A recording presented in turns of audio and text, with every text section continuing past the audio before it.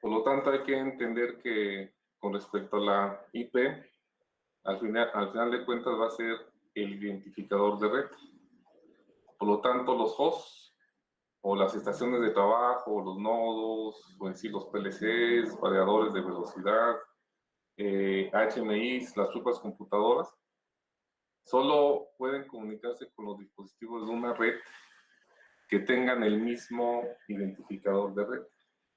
Por ejemplo, en esta, que es de la clase C, perdón, de la clase B, que tiene 2 octetos de red y 2 de host, la red la determina el 190.106. Entonces, si yo pongo una computadora con la IP 0.132, ya después pongo otra con 0.133, sin ningún problema se van a poder comunicar. Pero si pongo una que diga 190, 107, 0, 134, pues entonces ya no se va a poder comunicar. Entonces, nuevamente, las estaciones se van a comunicar en función al mismo segmento de red. Ahora, ¿qué sucede con la máscara de subred? Que es como tal un campo importante en función a cuando se determina la clase de red. Determina qué parte de la dirección corresponde al campo de red y por lo tanto qué parte corresponde al campo de host o estaciones de trabajo. También tiene una longitud de 32 bits y por lo tanto maneja igual 4 octetos asociados con la dirección IP. Y ese dato ya vimos que la parte de red y subred de la dirección se ponen a 1 y la parte del host y la dirección se ponen a 0.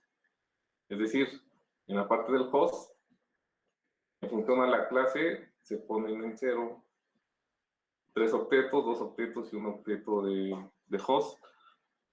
Y todo lo demás realmente son bits. Ya dijimos que cada uno son 8 bits, entonces se ponen en 1. En sí nada más se enmascaran el último número, el último octeto en función a los dispositivos que voy a conectar. Esa es la función de la máscara de software, que de hecho cuando se configura la dirección IP en las computadoras, en automático, al momento de establecer la dirección IP, se establece la máscara de software. Bien, hablando nuevamente de las direcciones IP, tenemos direcciones de tipo públicas y privadas. Las públicas pues, son visibles en todo Internet. Y las privadas solamente son visibles por otros hosts de su propia red o de otras redes privadas interconectadas por routers. Normalmente son los corporativos que nada más manejan IPs internamente en sus estaciones. Tenemos otra clasificación y esa clasificación se da cuando se establece una dirección IP estática o en su defecto una IP dinámica.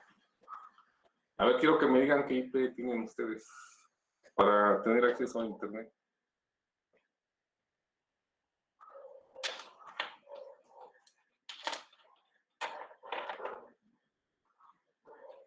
¿Cuál tienen ustedes? ¿Será una estática para los de computadora? Una estática. Dinámica, ¿no, profesor?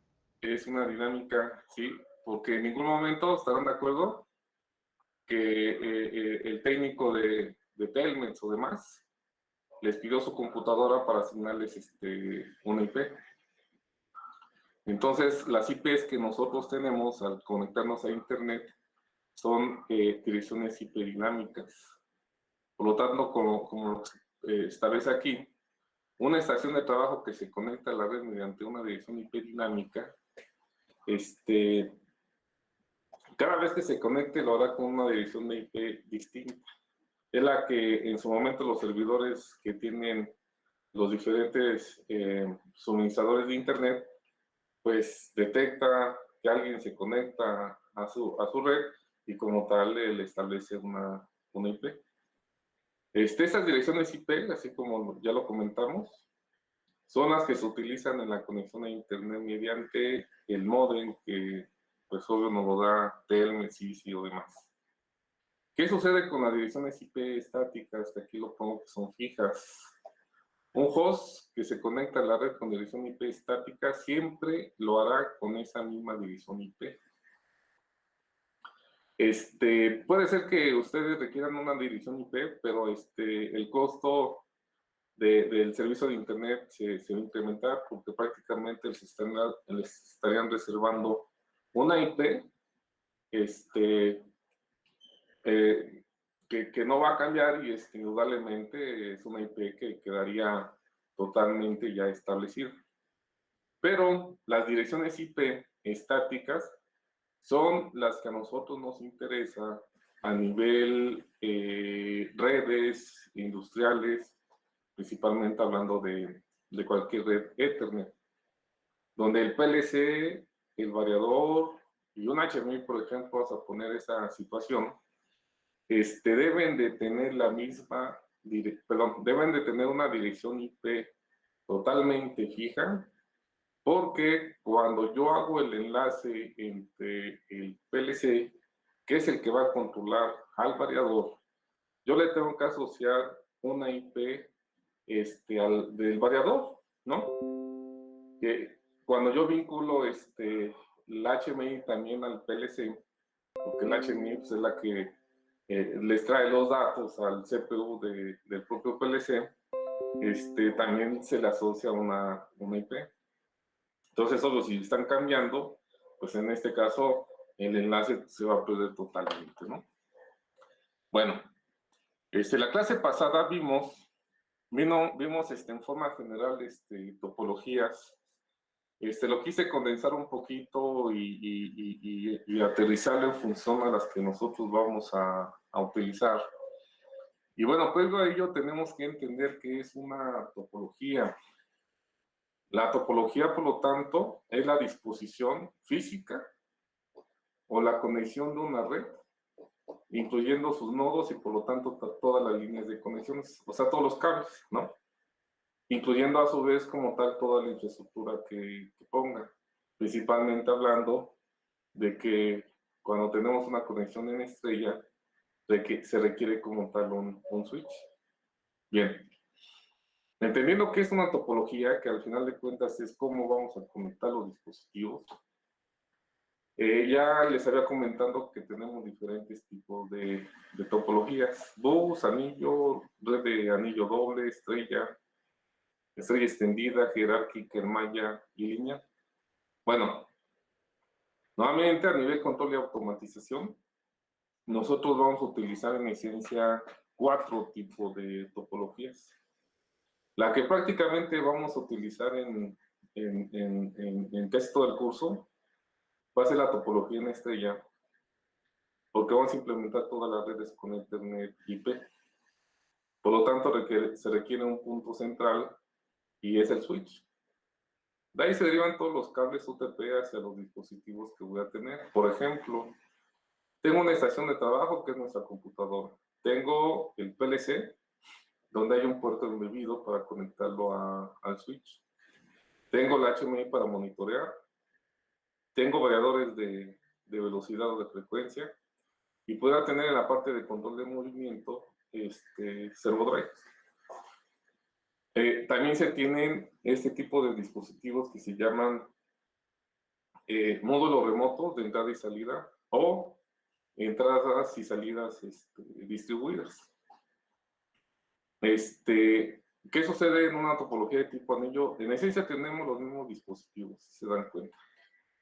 Pero la gran diferencia entre una topología en estrella es de que se requiere quien gestione, quien conmute los datos, que es el switch.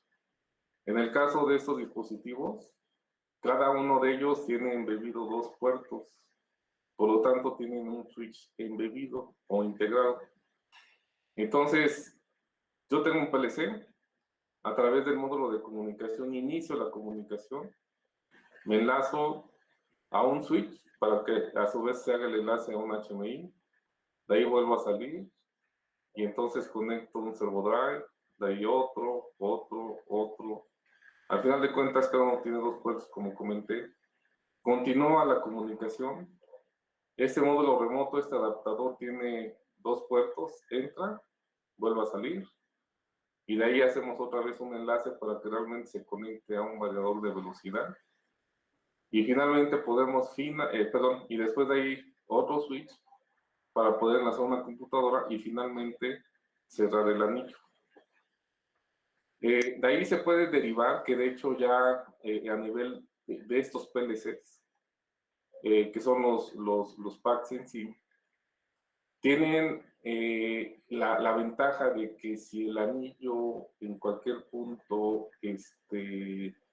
se rompe, entonces se vuelve una conexión de tipo lineal. En automático hace la conmutación.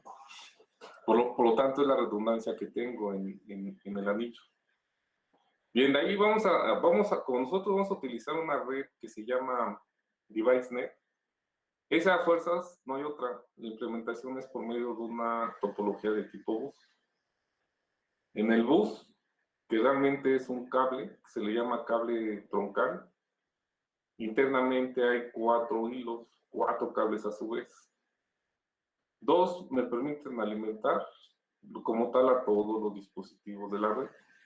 De ahí, por lo tanto, uno es positivo y negativo y la alimentación la toma de esta fuente.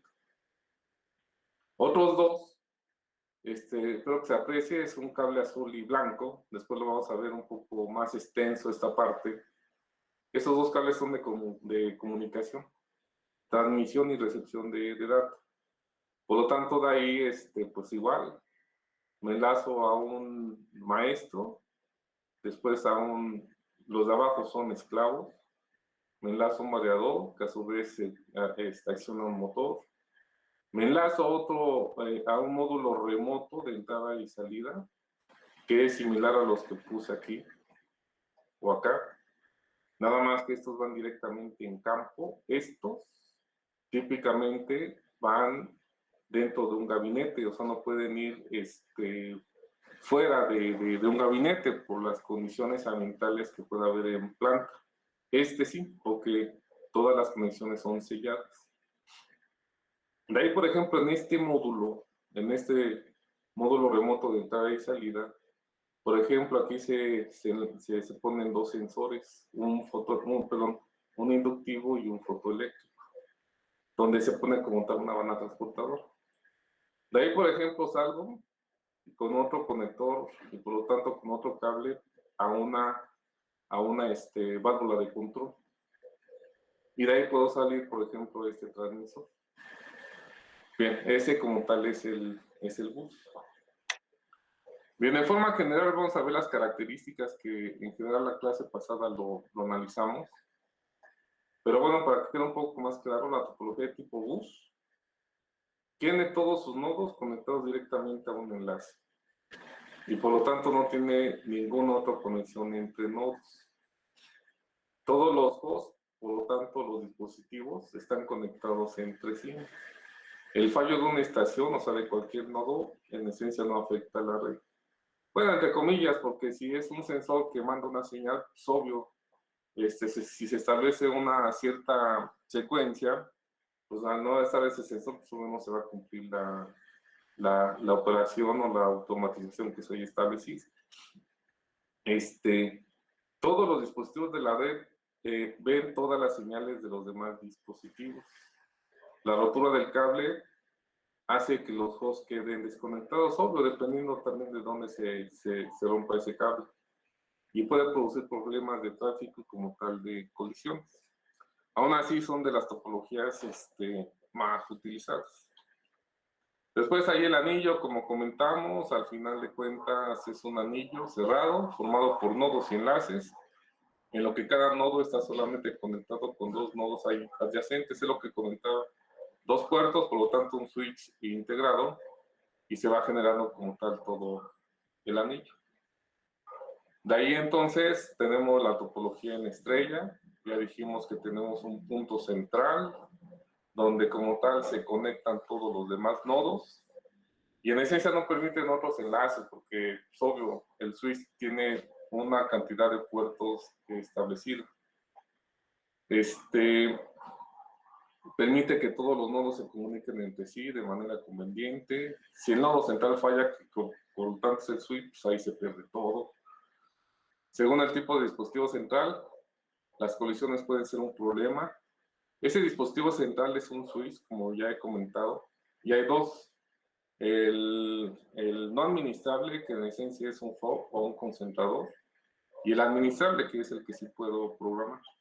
Por lo tanto, ahí puedo eliminar las colisiones. Y todo el flujo de información pasa por el dispositivo central, que nuevamente es el switch o conmutador.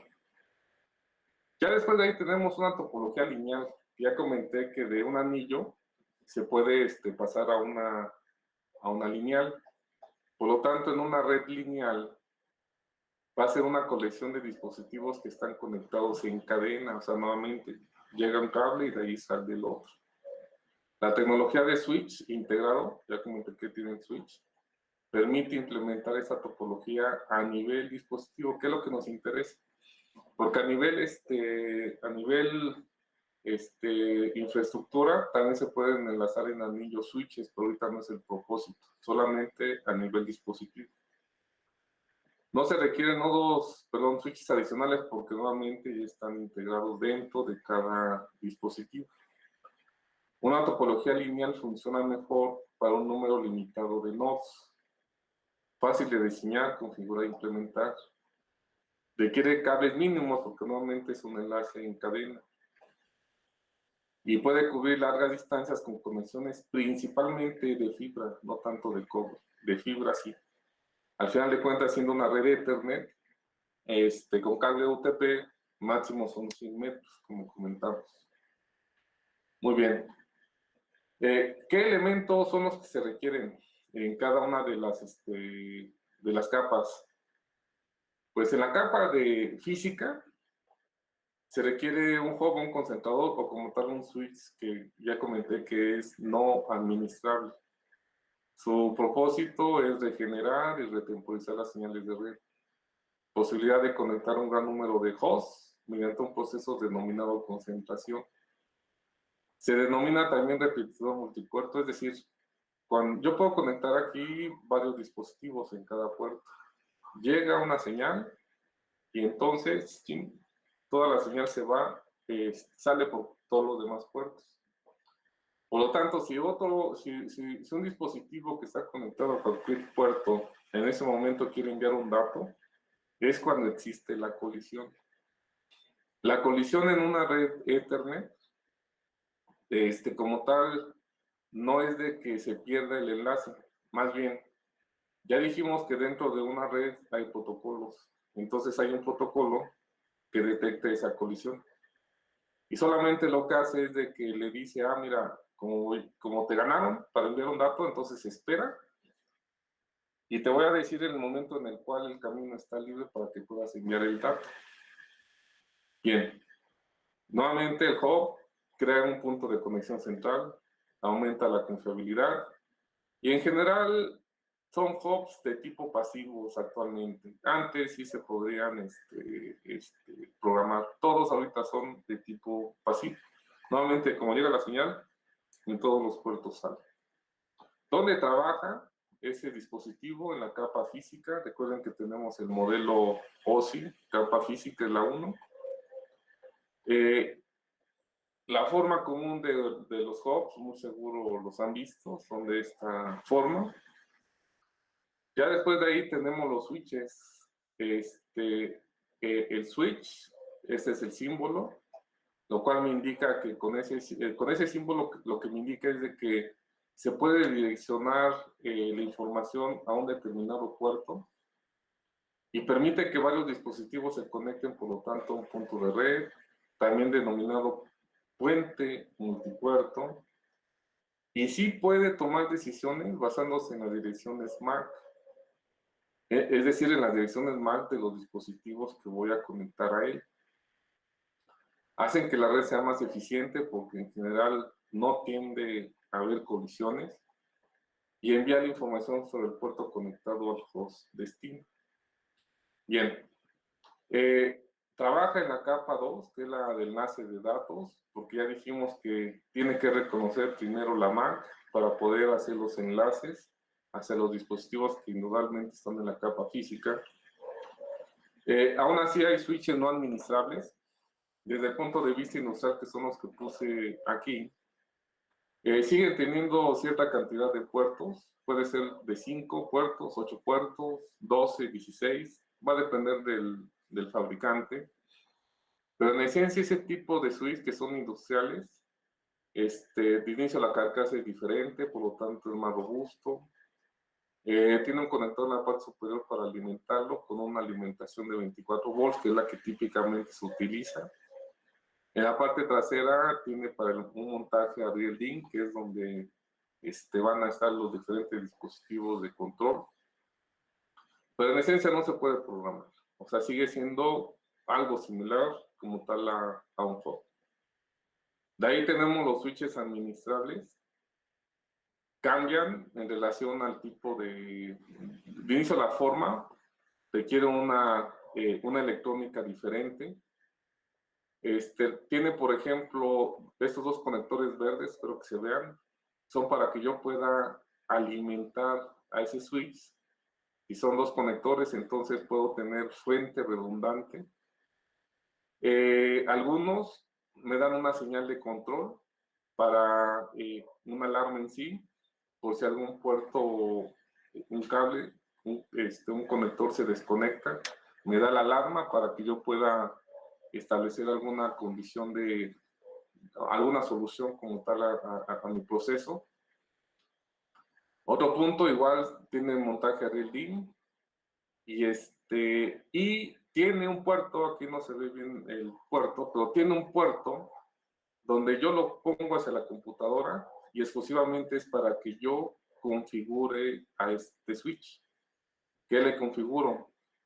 Le voy a configurar cada uno de los puertos que tiene para decirle que a cada puerto se le tiene que asociar una dirección IP que va a estar en función del dispositivo que voy a conectar. Es decir, si yo tengo dos PLCs y le pongo 192.168.1.1 y otro con el 1.2, y esos dos van a estar casados totalmente con el puerto que también va a tener o va a tener la posibilidad de detectar que realmente sea el 1.1 o el 1.2. Si los invierto, entonces va a decir, no, no puedo tomar el dato porque no es el dispositivo que me dijeron que como tal tomara, ¿no? Por lo tanto, al tener cada puerto asociado a una IP en función al dispositivo que voy a conectar, es por eso que a nivel automatización, yo puedo decidir que si el PLC llega al puerto 1, entonces la información solamente puede salir por el puerto 3, donde va a estar como tal un variador porque necesito adicionarlo dependiendo de la secuencia, pues en un determinado momento, ¿no? Esa es la función del switch de tipo administrar. Muy bien. ¿Hasta aquí alguna pregunta?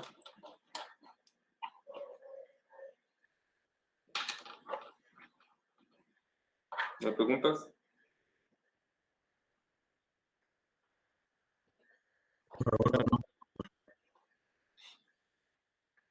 Muy bien. Sale, entonces, de una vez vamos a plantear el proyecto que van a ejecutar. A ver, nuevamente, alce la mano el que haya estado conmigo en manipuladores.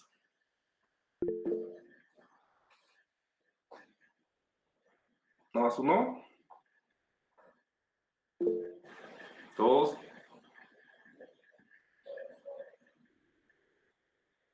Todos los demás no.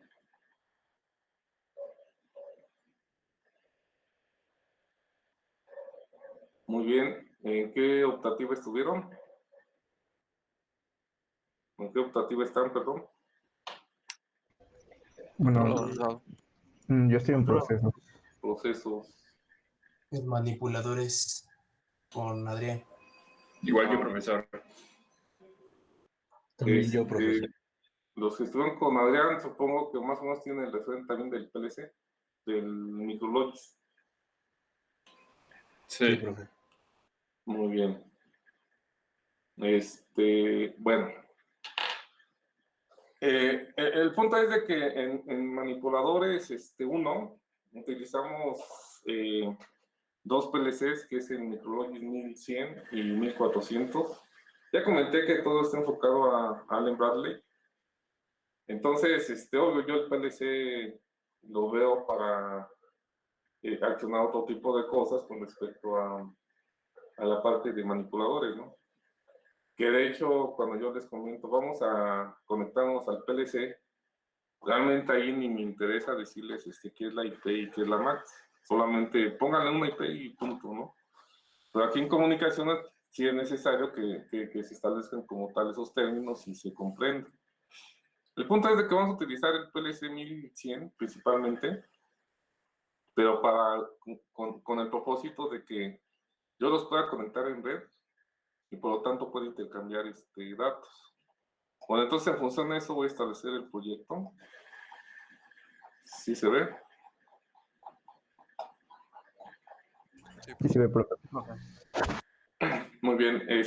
A ver, en este proyecto 1, es el diseño e implementación de una LAN, es decir, una red LAN, perdón, una red de área local entre PLCs. ¿Cuál es el objetivo? Diseñar de inicio una red LAN, bueno, una red de área local entre PLCs e implementando un enlace multipunto para el intercambio de datos. Bueno, creo que he comentado que también puedo tener un enlace punto a punto y en esencia nada más tendría, por ejemplo, una computadora con un PLC. De hecho, así vamos a empezar. Cada quien va a tener su computadora remota y va a estar enlazado ya hacia un PLC y nuevamente van a tener un enlace inicialmente punto a punto. Ya después va a conectar dos estaciones de trabajo y van a quedar varios dispositivos conectados. Bien, ahorita les muestro la topología. Dentro del material de equipo, pues es un tablero con el PLC Micrologis 100. Se requiere un switch de Ethernet. Bueno, se requiere la computadora. Y al haber entonces una computadora y un PLC, requiero dos cables UTP categoría 5 para conectarlos al switch. Y en esencia es el material de equipo. Dentro del software se requiere el bootp, DHCP server. Ya les comenté que este software, el bootp y el DHCP, son protocolos que operan en la capa de aplicación. Me van a servir para que detecten la MAC.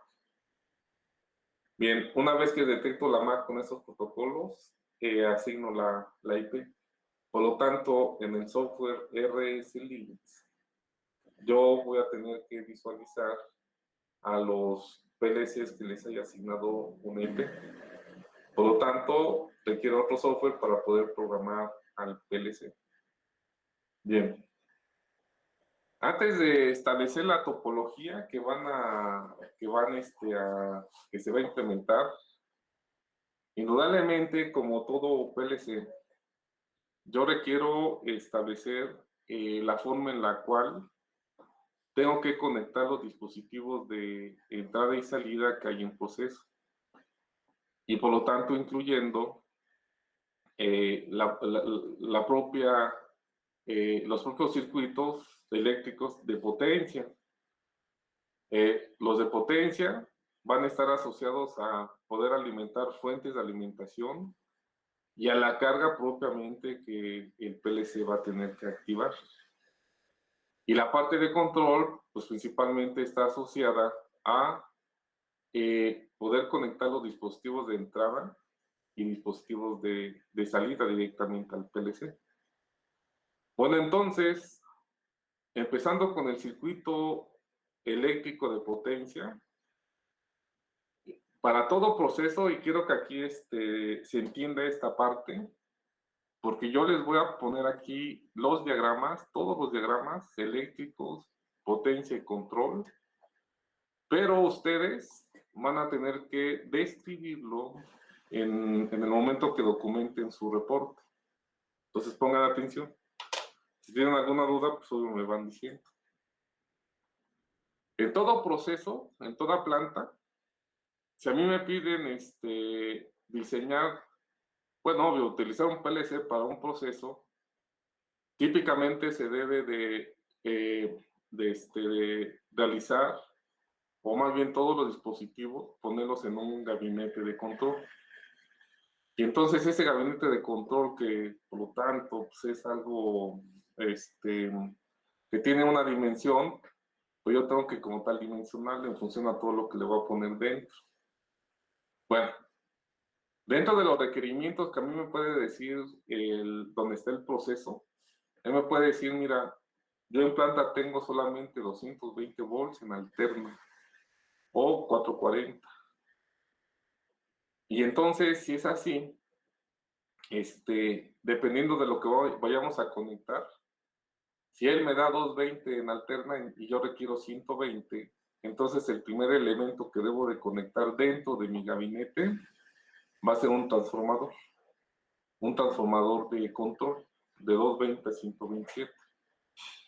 Y si no, entonces yo puedo llegar directamente y solicitar que me den línea neutro y tierra asociado principalmente a una alimentación monofásica, en nuestro caso 127 volts.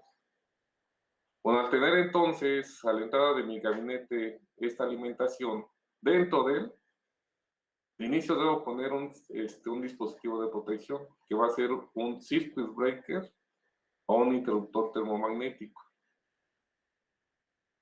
Las tres líneas, por decirlo así, tienen que llegar a un bloque de distribución. Línea, neutro y tierra, obvio, la línea después del circuito de protección. De ahí entonces, este bloque de distribución no son más que clemas de distribución. Que aquí en este caso es fácil porque solamente requiere una clema donde obvio llega la señal y de ahí sale, incluyendo el neutro y como tal la tierra. Pero si yo requiero derivar la línea, el neutro o la tierra a otros puntos, entonces debo poner cierta cantidad de clemas y puentearlos para poner un bloque y de ahí distribuir todo. Aquí en este caso se requiere una fuente de alimentación externa de 24 volts porque el PLC requiere que lo alimente con 24. Y además los dispositivos de entrada y salida también. Por lo tanto, la fuente, yo tengo que checar en la fuente qué bornes de conexión tiene. Y entonces en la que yo estoy utilizando, tiene un borne para línea, uno para neutro y otro para tierra. Bueno, pues entonces llego directamente con un cable y conecto la alimentación. De ahí me da 2 bornes para el negativo y otros 2 bornes para el positivo de 24 volts. Tomo cualquiera y el que tome, el positivo, que como tal es el hilo vivo, por decirlo así, lo tengo que proteger también con un elemento de protección, valga la redundancia. Puede ser un circuit breaker, normalmente un interruptor termomagnético o un fusible. Por lo tanto, si es un fusible, requiero una clema portafusible. De ahí, en esencia, positivo y negativo, llega nuevamente a otro bloque de distribución que son clemas. Pero ahorita vamos a contabilizar realmente cuántas clemas requiero para poder distribuir el negativo, que es el común, y los 24 volts. Bueno, entonces salgo con el positivo y la fuente del PLC me dice, tengo que checar los bornes, así viene. Me dice, mira, yo requiero la señal de más 24 volts de directa, el VDC neutro, por lo tanto debo de interpretar que es el negativo o el común y la tierra física. Bueno, pues obvio, empiezo a jalar los cables para poder alimentar. Ya después establezco mi primer elemento de safety de seguridad para la maquinaria que pudiera tener en sí, para los dispositivos de entrada y salida. Y este sistema de seguridad, que es grado 0, básico totalmente, se le llama relevador de control maestro. No es más, como lo ven aquí, un arranque y paro. Pero este paro es de emergencia, porque en proceso yo puedo tener un paro normal. Este es de emergencia. Tengo el arreglo del arranque y paro con su enclave, por lo tanto, si arranco, pues obvio energizo. A su vez tengo una lámpara de señalización. Por lo tanto, un contacto del relé, a través de él damos como tal la alimentación, los 24 volts. En el negativo no es necesario, solamente en el positivo, para poder dar la alimentación a los dispositivos, como ya comenté, de entrada y salida. Entonces, estos dos cables los empiezo a derivar. Bueno, entonces llego al PLC, y el PLC va a tener entradas digitales. El que vamos a utilizar tiene embebidas 10 entradas digitales, de la entrada 0 a la entrada 9. Así como lo ven, es la distribución de los bornes de conexión en el propio PLC. Por lo tanto, tengo el primer borne que dice común de corriente directa, y de ahí del borne para la entrada 0 a la entrada 3 que dependen de este común. Y tengo otro común, los cuales a su vez están asociados de la entrada 4 a la entrada 9. Bien, ¿por qué la división? Porque en este caso específico, como lo vemos aquí, las 3 primeras entradas tengo botones pulsadores, normalmente abiertos, y un selector. Pero a su vez el común de esos dispositivos está al positivo. Por lo tanto, cuando se cierran, ¿qué señal le llega a las entradas? ¿Qué señal le llega a las entradas? ¿Positivo o negativo? ¿El positivo? Positivo. Entonces, de ahí entonces viene la función del común de estas entradas. El común tiene que ir referido al negativo. ¿Por qué? Porque dentro del PLC hay autoacopladores.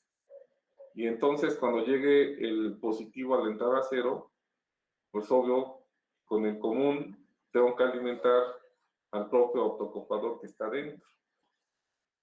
Bien, este PLC, y de hecho varios, tiene como tal, como ya comenté, dos comunes separados totalmente. ¿Por qué? Porque yo puedo llegar ahora, vamos a poner que tengo este interruptor, y lo pongo ahora a la entrada 4. Pero este interruptor, o ese botón pulsador, en lugar del positivo, yo lo puedo llegar hasta el negativo. Entonces, cuando cierre el interruptor, a la entrada 4, ¿qué le llega? O sea, cuando yo cierre es un 1 lógico, ¿no? Pero la entrada 4, ¿qué señal va a tener? Ninguna. Ninguna. Tengo el negativo. Aquí le va a llegar negativo cuando lo cierre. Entonces, el negativo que llega aquí, por lo tanto, este común, ¿a dónde lo pongo? Para que el PLC sepa que llega una señal. Al positivo. Al positivo, ¿no? Entonces, cuando la entrada 4 llegue, lo cierre, va a llegar negativo.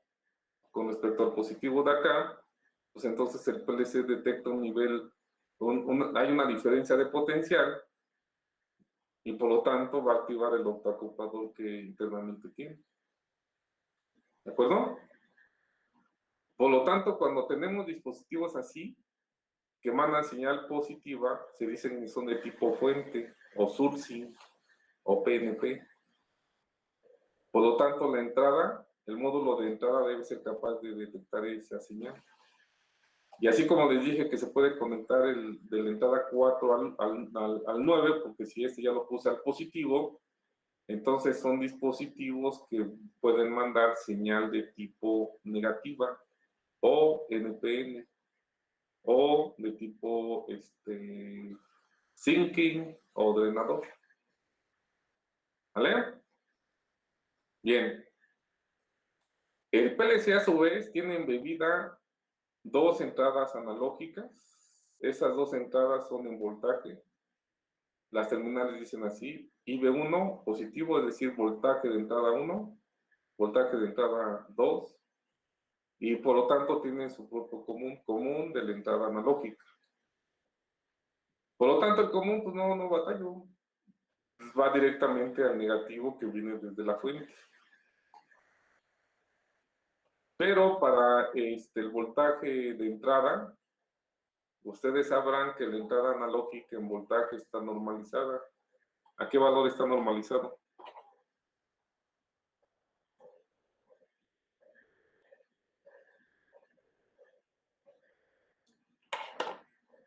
Voltaje de entrada analógico normalizado. Es más, también tenemos corriente de entrada analógico. Están normalizados. ¿Qué valores son?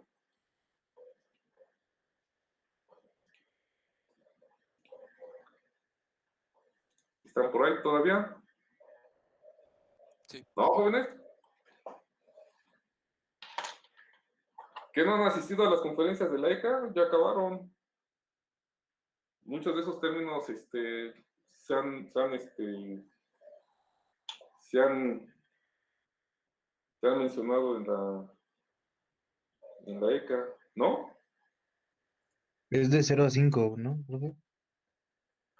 La señal analógica está normalizada de 0 a 10, de ahí se puede derivar a 0 a 5.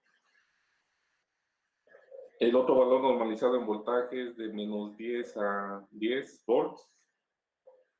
La entrada analógica principalmente de 4 a 20 miliamperes o de 0 a 20 miliamperes. También puede ser bipolar, es decir, menos 20 a más 20 miliamperes. Bueno, en este caso entonces si es voltaje y yo sé que aquí tengo que mandarle máximo 10 volts, es por eso que para mí fue más fácil implementar, no simular, porque realmente no estoy simulando, porque esto existe físicamente. Entonces yo voy a mandar una señal en voltaje analógico a través de un potenciómetro. Ustedes sabrán que el potenciómetro tiene 3 terminales, ¿no? Yo aquí determino que ese potenciómetro sea de 10 kiloohms. Por lo tanto, los dos extremos del potenciómetro, el extremo de abajo, lo mando a ¿dónde? ¿Qué señal es? ¿Es el común o el negativo? ¿No? Y entonces aquí yo pongo una resistencia en serie para poder generar un ¿qué? Un 0.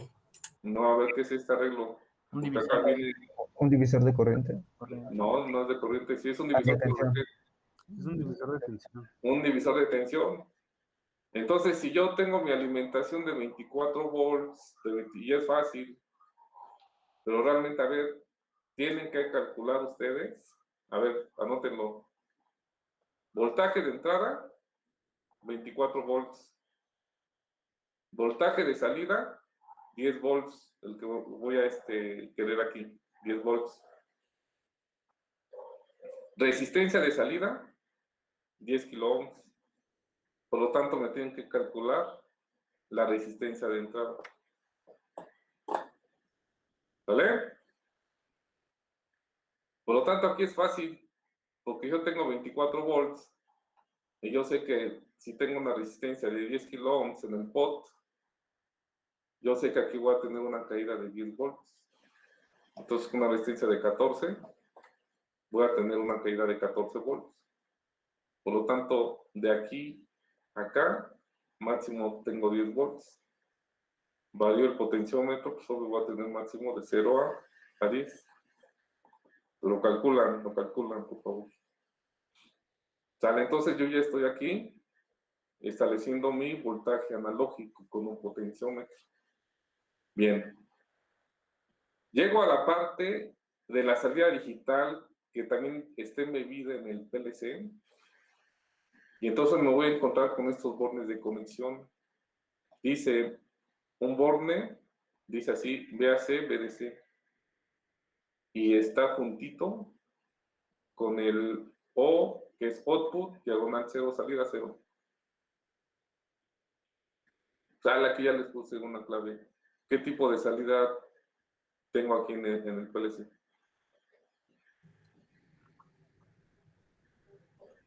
¿Qué tipo de salida es? Como de relevador, profe. Es una salida relevador. Aquí adentro, dentro del módulo del PLC, hay un relevador. Por lo tanto, hay una bobina que es accionada por la lógica y por lo tanto, si se cumple esa lógica, entonces se cierra el contacto. Bueno, se energiza la bobina, se cierra el contacto y es por eso que yo tengo dos bornes asociadas a una salida, la 0 o la 1. Por lo tanto, si esta lámpara de señalización roja, si es a 24 volts, entonces, ¿qué debo de hacer? El positivo de 24 va a esta terminal, porque sé que cuando cierre, aquí a la salida, ¿cuánto tenemos? Los 24. 24. Y por lo tanto, debo cerrar el circuito hacia quién? Común. Hacia el común, es el negativo de la fuente. Bueno, ¿por qué dice que es de alterno directa? Porque hagan de cuenta lo siguiente. Esta lámpara es de 127 volts. Esta lámpara. Por lo tanto, este cable, en lugar de mandarlo a 24, ¿dónde lo tengo que enviar? A la línea de 127. A la línea de 127. Se cierra el contacto, sale la línea y entonces cierro el circuito ¿a dónde? Al neutro o al común. Al neutro de la propia fuente de corriente alterna. Sale. Bueno, yo tengo 3 lámparas que son a 24. Ambas están conectadas así. La tercera lámpara también es a 24 volts, pero está conectada a la terminal 2, donde me dice el inicio del PLC que para estas entradas de las 0 a las 5, yo requiero suministrar un voltaje 24 y por lo tanto aquel negativo 24 volts, aquí lo tengo, 24 y negativo acá. Sale. Ya cumplí con alimentar esa parte del circuito de salida del PLC. ¿Realmente qué estoy alimentando? Acá adentro. ¿Qué alimento allá adentro?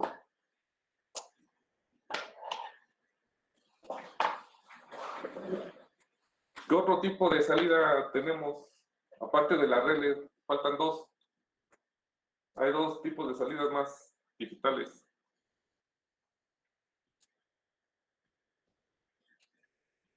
Dos tipos de salidas faltan.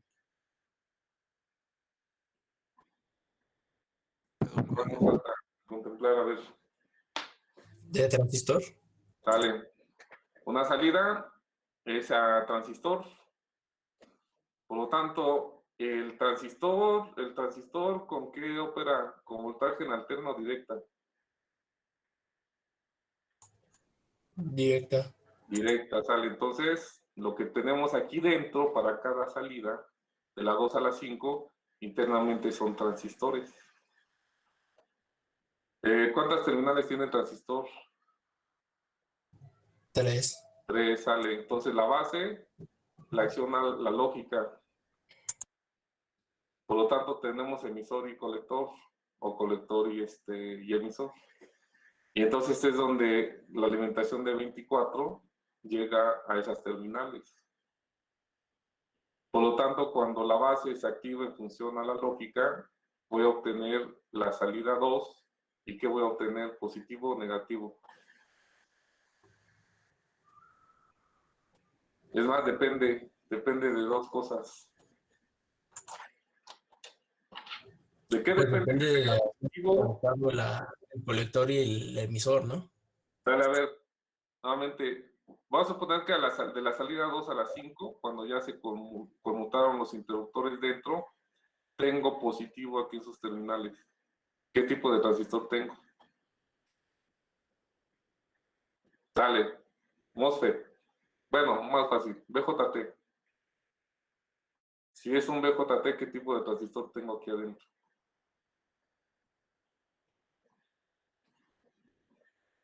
¿Cuántos tipos de transistores tenemos BJT? Es el PN y PNP, ¿no? PNP y NPN. Muy bien. Si fuera MOSFET, ¿cuántos tipos tenemos? Es más fácil.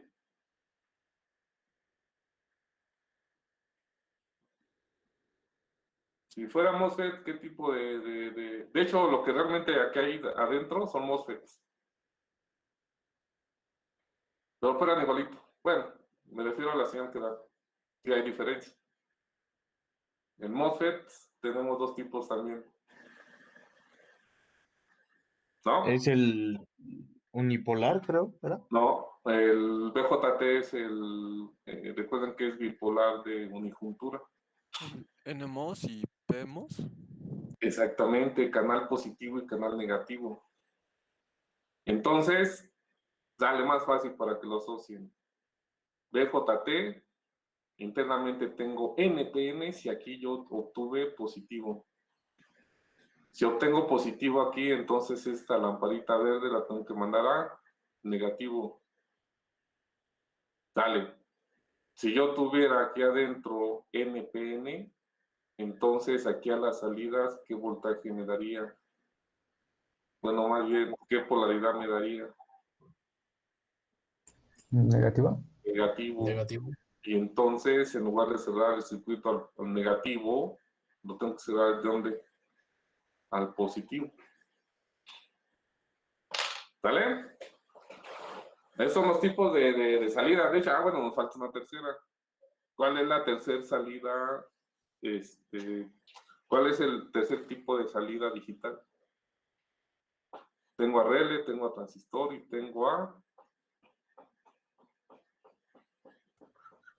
SSR. más o menos ibas por ahí. El SSR es muy difícil de conmutar.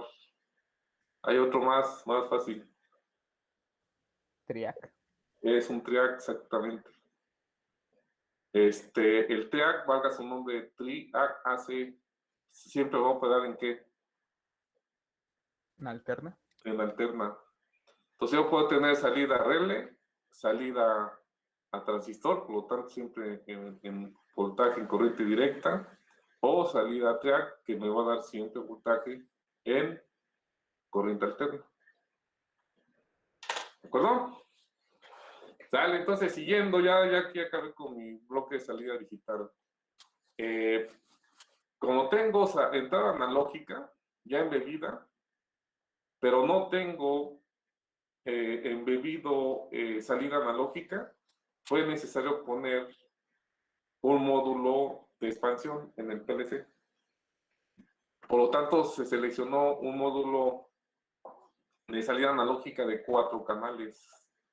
Canal 0 al canal 3.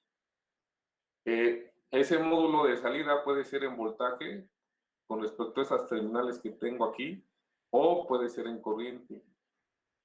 Dale, entonces comentamos ya qué valores en voltaje están normalizados. Principalmente, ¿cuál? 0 a 10. 0 a 10. ¿Qué voltaje De 0 a 10. está normalizado en corriente? 420 miliamperes. 420. Dale, utilicé para que sea más fácil la salida 0 en voltaje. Y para saber qué voltaje es el que obtengo, puse un voltmetro. Ustedes, de hecho, en su tablero van a ver que es un display, pero es un voltmetro.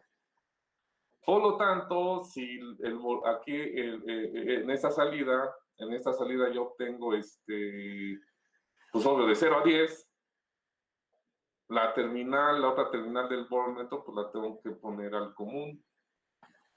¿Perdón? Bueno, si yo tuviera como tal corriente aquí, ¿qué tendría que poner aquí? Pues un amperímetro. Un amperímetro. En este caso, un miliamperímetro. ¿De acuerdo? Que de hecho va a ser dentro de algún proyecto, vamos a utilizar una salida analógica en corriente para que le mandemos el set point de frecuencia a un variador de velocidad. Bien, ya después tenemos aquí estos bornes de común, se me olvidó, pero ¿a dónde tienen que ir estos dos bornes? O uno, por lo menos uno de ellos, porque aquí de hecho están puenteados. Este común, ¿a dónde lo envío? Al positivo, a 24 volts o a 0 volts, o al negativo. ¿Dónde enviamos este común? Pues al común del voltaje, ¿no? Con el que estamos alimentando. ¿De acuerdo? Bien. ¿Sale alguna pregunta hasta ahí?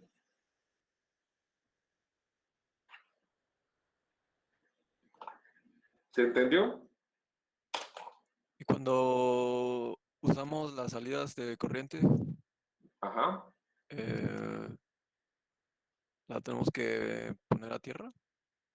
¿O qué pasa ahí? Bueno, ¿cómo conectaría la salida en corriente? Si pongo un miliampérmetro, pues recuerden que al final también está referido al común, ¿no?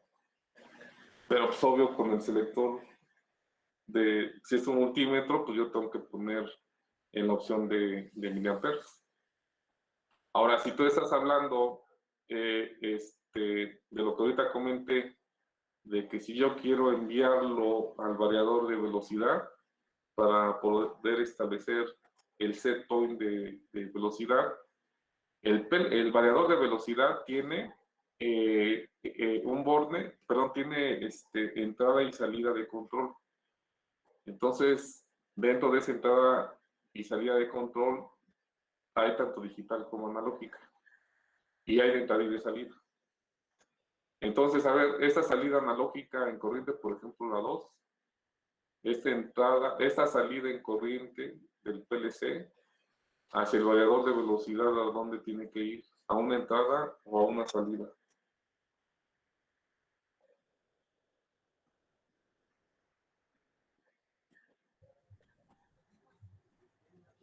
A uno de entrada, ¿no? A una entrada. Entonces, Y la salida iría al común. exactamente, bueno, sí.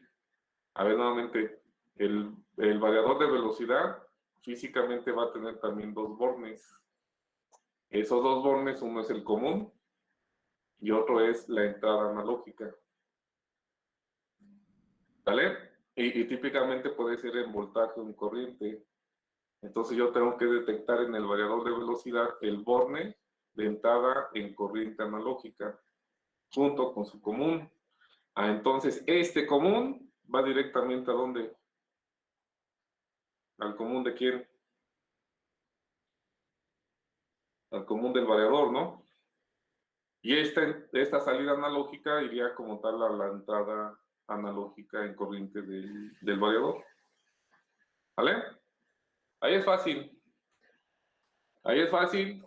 A lo mejor si ustedes me dicen, bueno, es que realmente si tuviera yo como tal un transmisor, hagan de cuenta que este es entrada en corriente, entrada en corriente.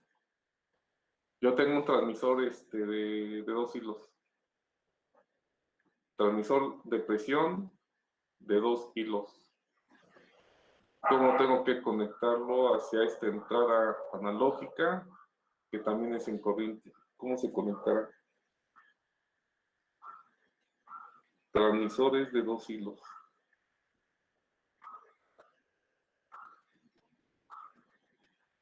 ¿No?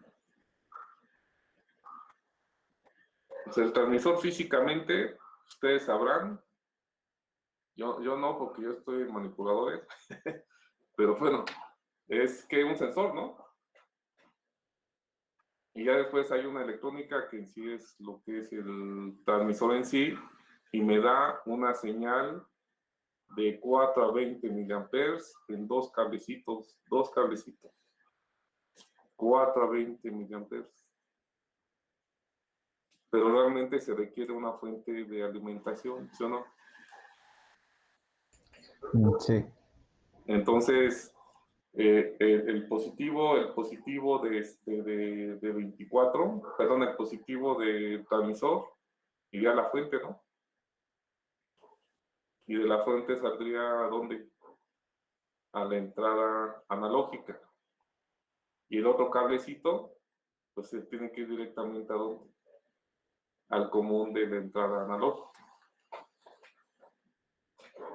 Bueno, si quieren después vemos algún ejemplo. Bueno, ¿alguna duda hasta aquí?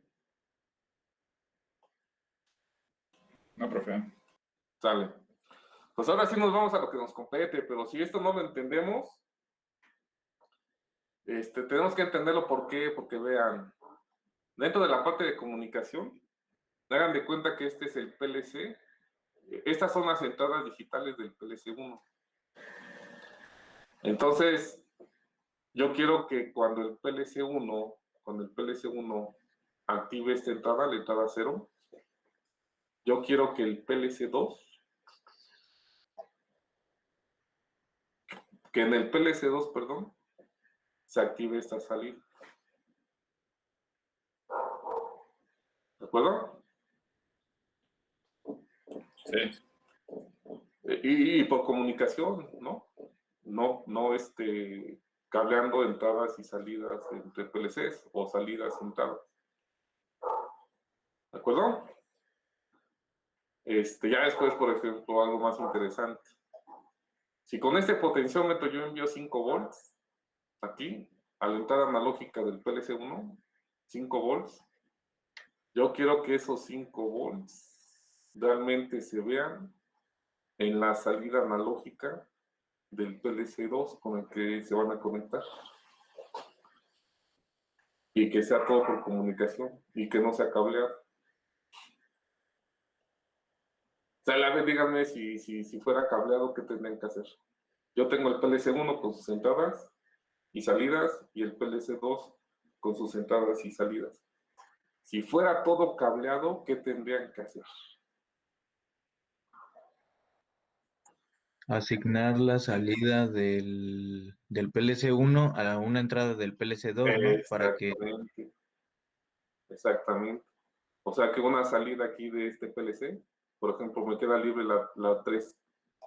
Porque esa ya las ocupé, ¿no? La salida 3 tendría que llegar entonces a la entrada 3, por ejemplo, del otro PLC. ¿Vale? Bueno, a ver. Sí. Sale, yo quiero enviar la salida 3, 4 y 5. 3, 4 y 5. ¿Cuántos cablecitos son? 3 cablecitos, ¿no? Sí, son 3. Y a fuerza requiero el común hacia el otro PLC, porque él tiene su propia fuente. Por lo tanto, ¿son qué? 4 cablecitos. Vale, entonces, 4 cablecitos, esas 3 salidas y el común tendrían que llegar a la 3, 4 y 5 y al común que está por acá. Bueno, sí, bueno, en este caso tendría que ser el mismo común, tengo que puentear, porque aquí es un común para uno y un común para otro. Sale, entonces son 4 cablecitos, 4 cablecitos. Máximo, la red Ethernet, haciendo la comparación, se puede extender 100 metros. Si yo no tuviera comunicación, entonces entre el PLC 1 y 2, que está a 100 metros, tendría que cablear 400 metros de cable. ¿De acuerdo? Y además estoy quemando salidas o entradas. Y por lo tanto, si tengo más señales que enviar entre uno y otro PLC, pues entonces si fuera todo cableado, pues a lo mejor necesito otro módulo de expansión, de entrada o de salida. Por lo tanto, esto que estoy planteando. Bueno, a ver qué pasa con la parte analógica. Pues lo mismo, ¿no? Entonces, si yo quisiera enviar el valor de este potenciómetro y todo cableado, entonces yo tendría que utilizar una salida analógica de aquí, junto con su otro cablecito que es el común, van acompañados, son dos, para poder conectarlo a este punto junto con su común. Si se extendió 100 metros, los PLCs, entonces son 200 metros de cable. ¿Vale? Es más, a ver, si yo en el PLC configuro un temporizador, y ustedes sabrán, es independientemente del PLC que hayan utilizado. Pero típicamente un temporizador tiene un valor preestablecido y un valor acumulado. Es decir, el preestablecido es de que yo le digo, quiero temporizar hasta 20 segundos. Y el acumulado, pues obvio, ¿no? Desde 0 hasta 20, si es que se cumple la condición. Dale, yo quiero decirle al otro PLC, que está a 100 metros, que en mi proceso tengo un temporizador y que yo le tengo que mandar la señal para que él a su vez coordine en su lógica la activación como tal de otro dispositivo. ¿Qué tendría que hacer ahí si es todo cableado? Si fuera todo cableado.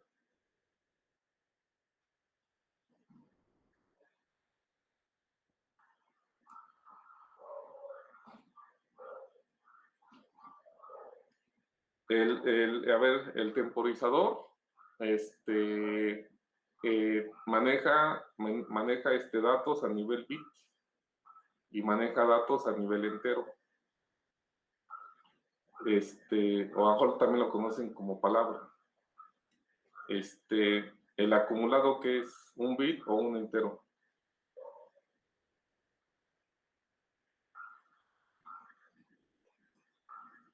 ¿Un entero? Un entero. Va a ser un entero exactamente.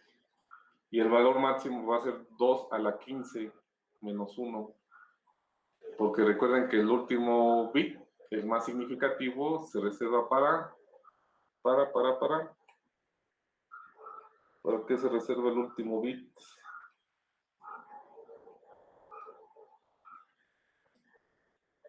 Un entero, ¿cuántos bits tiene entonces?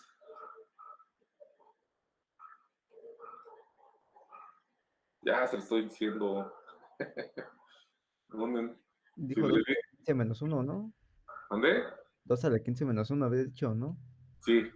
El valor que ¿cuánto? me da un dato entero es 2 a la 15 menos 1. Y les estoy diciendo, no contemplo el último bit porque es el que me da el signo. Por lo tanto, ¿cuántos bits son en total los que tiene un entero?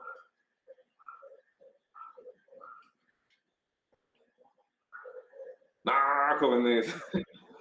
A ver, vamos a hacer Sale, yo tengo un bit y ¿cuántos espacios consume un bit? Sale, hablando de casillitas. ¿Cuántas casillas necesito para un bit? ¿Uno? Uno.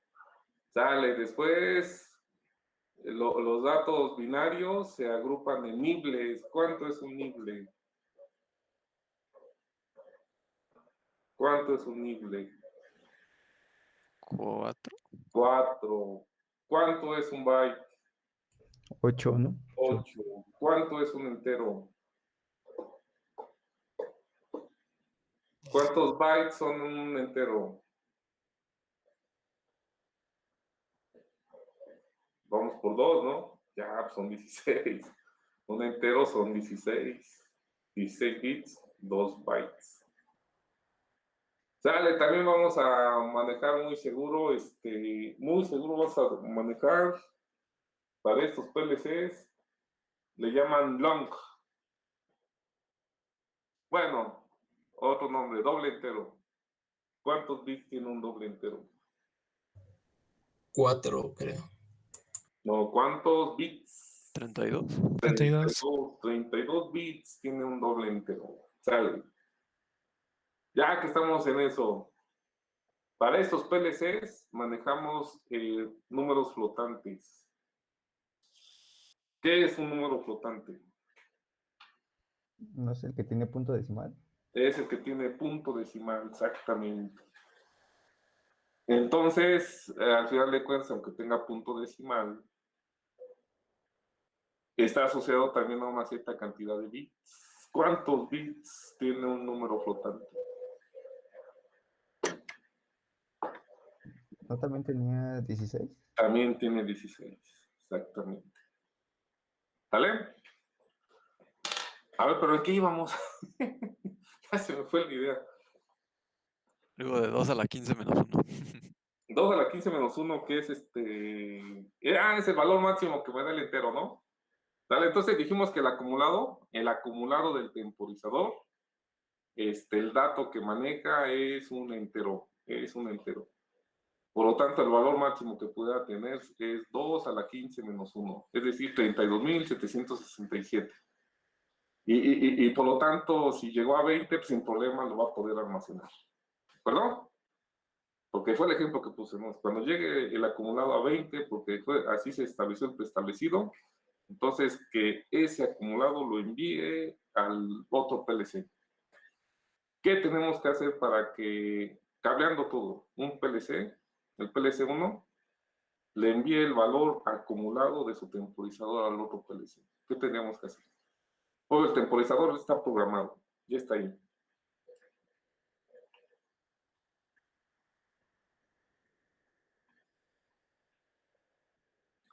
Sale.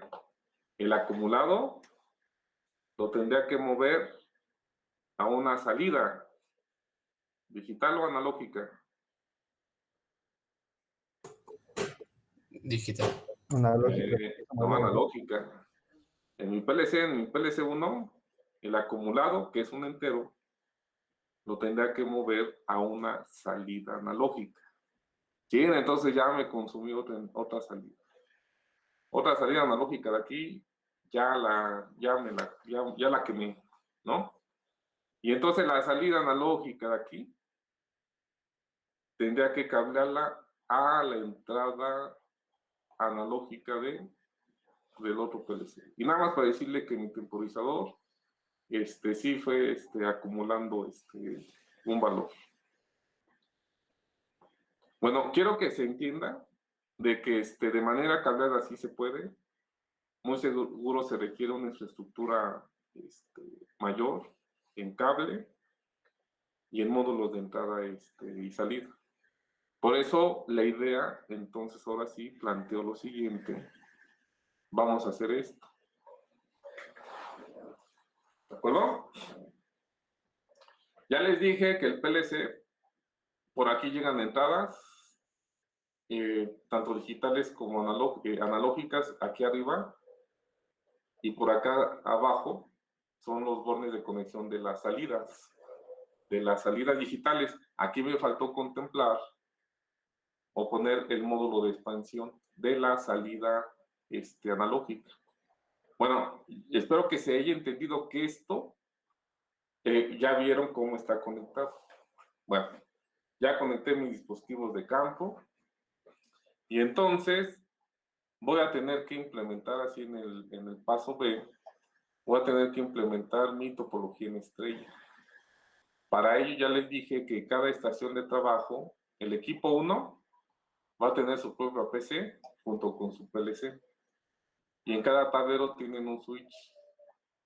Y en ese switch, en los que tenemos son de 8 puertos, pues agarro un cable de la PC, lo conecto a un puerto, pues otro puerto lo conecto al PLC. Y entonces primero tengo que llegar y a la PC, ya tengo que asignar una IP. Esta es la IP. Ya después, una vez que a la PC le asigné la IP, entonces voy a poder hacer el enlace al PLC. Pero el PLC no tiene IP tampoco. Tiene la MAC. Tiene su dirección física. Entonces ya dijimos que aquí hay un software. Con ese software detecto la MAC y le asigno la IP. Recuerden que debe tener el mismo segmento de red, hasta el 1 y hasta el 1. ¿Perdón? Y entonces el equipo 2 va a tener su propia computadora, su propio PLC, y ya va a hacer exactamente lo mismo. Por lo tanto, van a tener que estar asignada la IP 201 a la computadora 1, 202 a la 2, al PLC 1 a la 1, al PLC la 2. Y entonces, jala un cable de switch a switch. Y por lo tanto, como todos están en el mismo segmento de red, se van a poder comunicar. ¿Perdón? Y por lo tanto, la finalidad, ¿cuál va a ser? Va a ser generar mensajes, tanto de escritura como de lectura. Sale, si este PLC quiere enviar un dato, ¿qué mensaje debe de enviar? ¿Cuál de los dos? Él va a enviar algo. ¿No de escritura? Uno de escritura. Por lo tanto, este PLC, si realmente quiere tomar ese dato, tiene que configurar un mensaje de lectura. Pero la comunicación es bidireccional, es full duplex, se le llama así, full duplex, bidireccional. Entonces, el PLC2 sin problemas va a poder ahora escribir, y nuevamente si él quiere tomar el dato, va a tener que leer. ¿Vale? ¿Alguna pregunta hasta aquí? O sea, con eso se refiere a que el PLC puede pedir y recibir, ¿no? O sea, Sí, exactamente, vamos a puede, enviar y recibir datos. y puede solicitar como información, ¿no? ¿A eso Sí, se refiere? exactamente. Bidireccional. Ok, gracias. Sí, por eso la idea es de que, les digo un ejemplo, un ejercicio bien sencillo va a ser una entrada de aquí, que llega aquí a este PLC, que acciona una salida por acá, a través de comunicación. Entonces él primero va a tener que escribir, el leer, y ya después él tiene que procesar lo que le están enviando, para que se cumpla la lógica y se active la lamparita. ¿Sale? Bueno, entonces así va a estar entretenido el curso. ¿Alguna duda? Todo bien, profe. Muy bien, a ver, entonces ya mañana entramos a programar. Por lo tanto, anoten, equipo 1. Equipo 1, Oscar Olvera, Isaac Navarro y Lázaro Sánchez. Equipo 2, Tamara Castillo, Adán Domínguez e Isaac Ocampo. Equipo 3, Javier Durán, Luis Cortés y Luis Olvera. Equipo 4, Juan Alanís, Vicente Santos y Luis Trejo. ¿Cuál voy, perdón? ¿6? 4. 4. Entonces va el 5, ¿no? Sí. La del 5, Leonardo Córdoba, Jonathan Franco e Israel García. Ahora sí 6, Cristian Hernández, Jonathan Romero y Alonso Jara. 7, Armando Becerril, Juan León y Luis Sánchez. 8, Mario Velasco, Jonathan Sánchez y Leo Hernández. 9, Alejandro Cruz, Ricardo Islas, Mauricio Zamora. Y 10, Eduardo Cástulo, Sergio Ceballos y Juan Gómez. Por favor, mañana, del 1 al 6. Por ahí les puse un comunicado. Estuvimos probando otro escritorio remoto, es más amigable. Espero que no nos bloqueen. Y se llama AnyDesk. Ahí les puse en el comunicado. Realmente se está la bien fácil. Y creo que va a ser más, ¿cómo se llama? Más amigable que el del... se me fue el nombre con el de Chrome. Espero que no nos bloquee porque como obvio detectan el flujo de datos, de repente a lo mejor por ahí podemos tener problemas, pero hasta donde nos den chance, utilizamos ese escritorio remoto. ¿De acuerdo? Sí, que nada más prueba gratis de 14 días, creo, ¿no, profe? Dice que es de 14 días, pero también sus compañeros de la mañana han comentado que han descargado esa versión y desde el semestre pasado han estado trabajando. Entonces, pues esperemos que realmente sí nos dure. Entonces, ahora sí que del tiempo que nos dé chance de utilizarlo, pues lo utilizamos.